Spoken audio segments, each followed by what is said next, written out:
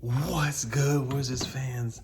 Another day, another win, another day, another dollar. You already know what it is, man. Wizards win 6 in a row, man. Huge win, huge win. And guess what? We are now the 10th seed in the East, and we are qualified for the play-in game. Now, if the season ended today, we would be in the play-in game. We got a little ways to go, but 6 in a row, 6 wins in a row is huge. And we play the Cavs and the Thunder next. Let's take this game by game. But first, I want to say prayers up to Denny Avdia. He had a hairline fracture. The ankle injury looked pretty bad. Shout out to Jordan Bell for placing his jersey over the injury so Denny didn't look at his leg and make it worse by being in shock. So shout out to Jordan Bell for being an excellent teammate. But Denny was playing he was playing fairly well. He had a dunk in the beginning of the game, made a couple layups, had some rebounds and things like that. We were up by 19 at one point. And then, of course, the Warriors, they can come back because, they can hit threes. Steph is still on the court. He can hit threes. Steph was terrible tonight. He was 2 for 14 from the three-point line. The Wizards did a heck of a job guarding Steph Curry and taking him out of the game, getting him out of rhythm, getting him out of his element. He was missed shots off the backboard. So we got to credit the Wizards defense tonight. They actually did a darn good job. And this defense has looked a lot better than what it did in the beginning of the year. So I give this Wizards defense credit for sure. Russell Westbrook stepped up at the end. Bradley Beal stepped up at the end. They actually scared me towards the end. Russell Westbrook almost choked the game. He threw a terrible pass that got tipped, and it got intercepted or taken away, and we could have lost the game. Then we got the ball back. Shout out to Andrew Wiggins for missing that layup in the clutch. I couldn't believe he missed that layup, but thank goodness shout out to Andrew Wiggins for missing that layup, for choking it away. Kelly Oubre, he's choked away a couple layups as well. But there were some key plays down the stretch, man. There were some key plays. The Davis Bertans where he jumped in the air and made the layup at the center. It was kind of like a alley-oop a little bit, but it was like 1 second left on the shot clock. I think Brad passing the ball, Russ passing the ball, and Davis Bertans had the presence of mind not to come down with the ball, just throw it up and make a layup. Once again, Gafford played his butt off, catching alley-oops. Him and Russell Westbrook, they just have a great connection. They have great chemistry, a great connection. Alex Len played pretty decent tonight. Robin Lopez just could not get a lot of playing time tonight because the Warriors, they just kept swiping at the ball, and they were clogging the paint. They were triple teaming him, double teaming him. Every time he got the ball in the paint, guys would just swarm to him and try to take the ball away from him. They took the ball away from him. They blocked his shot. They were just athletic tonight. Kelly Oubre's athletic. And Andrew Wiggins, they're super athletic. Ken Bazemore is super athletic as well. Draymond Green is a decent defender, but they were hacking down there. They were scraping the ball, smacking guys' wrists. Alex Len, and Robin Lopez, they're smacking their wrists. Gafford, too, they were fouling him a lot. But you just got to play through it. So this game was more of a game for Daniel Gafford where you're throwing lobs, rim running, just a faster, a quicker. We just needed faster, quicker bigs in there tonight. So this wasn't a game for Robin Lopez. This was probably his worst game in a long time. But he's played his butt off so far. But once again, Russell Westbrook, we were down by 10 at one. I think it was like 9 or 10. Jordan Poole went off. He went bonkers on us. Like, he hit 2 threes in a row, back-to-back threes down the stretch in the fourth quarter.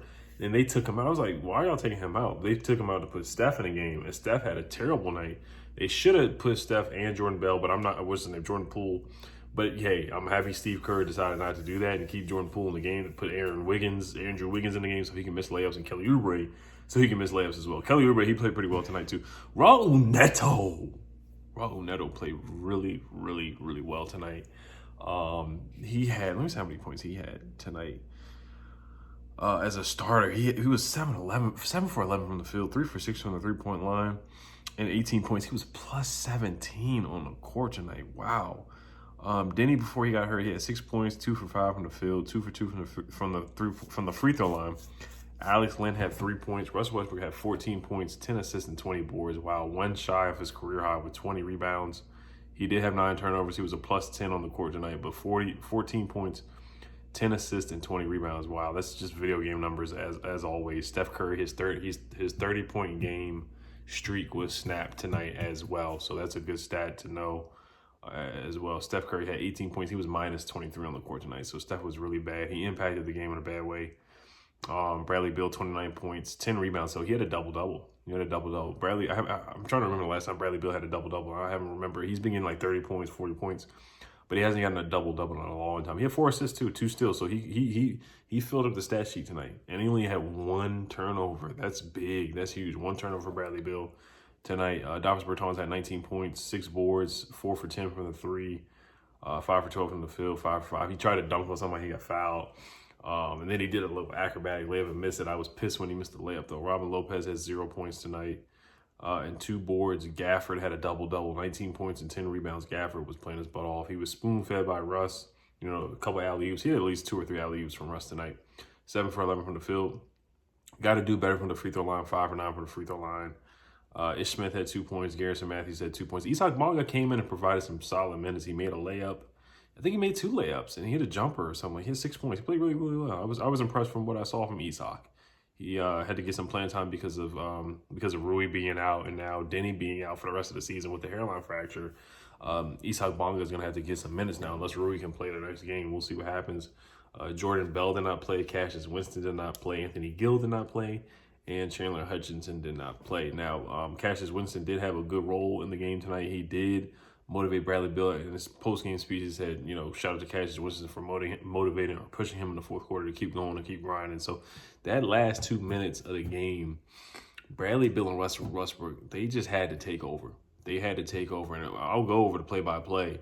If you look at it in that last quarter, it was just, you know, they were taking turns and scoring. Kind of like what John Wall and Bradley Beal used to do back in the day in like 2016, 2017. They just took turns. Okay, I'm going to score. You're going to score. I'm going to score. You're just going downhill on fast breaks, half-court sets. They were just, you know, they were unstoppable in that last 2 minutes. And this is what, you know, our max deal players have to do. You know, Bradley Beal's an all-NBA player, in my opinion. And, of course, Russell Westbrook has been he's been an all-NBA player. So, you know, Russell Westbrook, in the last 55 seconds, Bradley Beal made a layup. Russell Westbrook made a layup with 1 minute and 25 seconds left. So they were just going back and forth scoring. You know, Bradley Beal goes to the free throw line with 2 minutes left. Bradley Beal makes a layup with 2 minutes and 44 seconds left. So they just went back to back to back to back. Russell Westbrook makes a 2-point shot with 3 minutes to go. That was 104 when it was 104 to 102. Just painting the picture of the sequence of that last 3 to 2 minutes of the game in the clutch. These guys came through. Russell Westbrook and Bradley Beal came through as a dynamic duo. And let's get to the standings here really quickly, and then we'll go over the schedule like I always do. And we'll head on out of here. So the Wizards were 32 from 38 from the free throw line. That's not bad because they missed a lot of free throws. I felt like they missed a lot of free throws. We lost the turnover battle. We had 23 turnovers tonight, and the Warriors had 17. But yeah, those are the only things that really stand out. Yeah, the Warriors got 2 techs. Kelly Oubre got a tech that helped us out. Jordan Poole got a tech as well. Those techs did help us out. And of course, we won the points in the paint battle with 52, and the Warriors had 40. So we've really been doing a good job scoring the ball in the paint. Of course, with Russell Westbrook getting to the cup, Bradley Beal getting to the cup, Gafford finishing around the rim like he's been doing. Double-double off the bench, 19 and 10. That's huge. So we're 25 and 33 right now, 6-game win streak. We're 2 games behind the 9th seed. The Pacers are 27 and 31. The Raptors did win and beat the Nets, but they're 25 and 34. We're 25 and 33. So technically we have a better record. And the Chicago Bulls, they lost tonight as well. They're 24 and 34. So we're the 10th seed. The Raptors are the 11th, and the Bulls are the 12th. The Pacers are the 9th at 27 and 31. The Charlotte Hornets are 28 and 29 at the 8th with the 8th seed.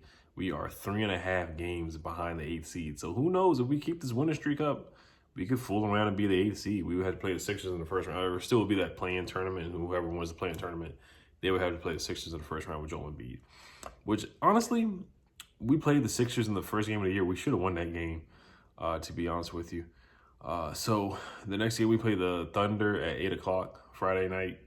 And then we play the Cavaliers. The Thunder, we just beat them by, 12 points. They're 20 and 39. They're the youngest team in the NBA right now. The Cavaliers are 21 and 37.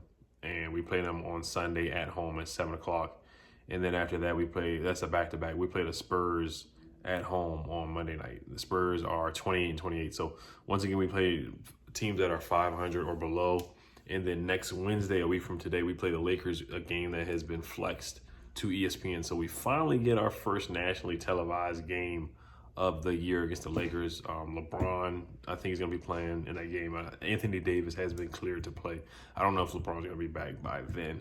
Then after that, we play the Cavs again. So once again, we have one of the weaker schedules remaining in the NBA. But yeah, I'm going to get up out of here, guys. Hell to the Wizards, man. 6-game win streak. Let's keep it up. Let's make it 7. Let's make it 8. Let's keep it going. All right, y'all. Hail to the Wizards. Peace.